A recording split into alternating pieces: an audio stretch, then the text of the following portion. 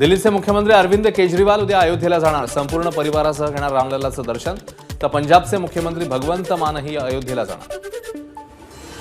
बिहारमध्ये उद्या नितीश कुमार सरकारची बहुमत चाचणी। आरजेडी आमदारांचा मुक्काम माजी उपमुख्यमंत्री तेजस्वी यादव यांच्या निवासस्थानी। तर जेडीयूकडून आमदारांना व्हीप जारी। पुण्यामधल्या आळंदीत गोविंदगिरी महाराज यांच्याकडून गीत भक्ती महोत्सवाचं आयोजन। उत्तर प्रदेशचे मुख्यमंत्री योगी आदित्यनाथ यांची उपस्थिती।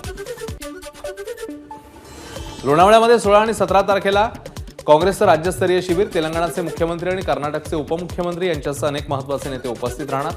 काँग्रेस अध्यक्ष मल्लिकार्जुन खरगे शिबिराचं ऑनलाईन उद्घाटन करणार।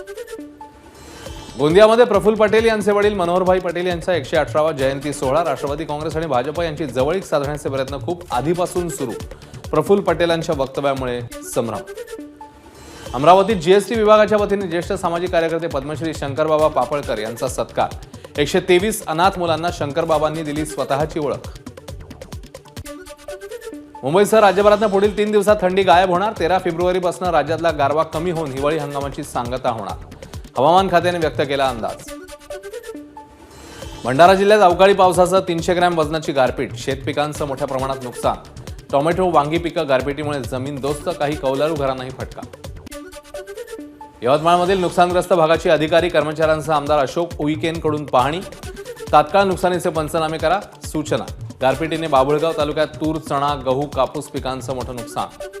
देशातील आघाडीची पोलाद उत्पादक कंपनी JSW ग्रुपचा मोठा निर्णय। इलेक्ट्रिक वाहन आणि EV बॅटरी उत्पादनासाठी करणार 40,000 कोटींची गुंतवणूक। या प्लांटमुळे 11,000 नवीन नोकऱ्या निर्माण होणार। कार निर्माता कंपनी कियाकडून 2025 कार्निवल हायब्रिड सादर। लवकरच किया बाजारपेठेत नवीन जनरेशन कार्निवल लॉन्च करणार। ABP माझा, उघडा डोळे बघा नीट।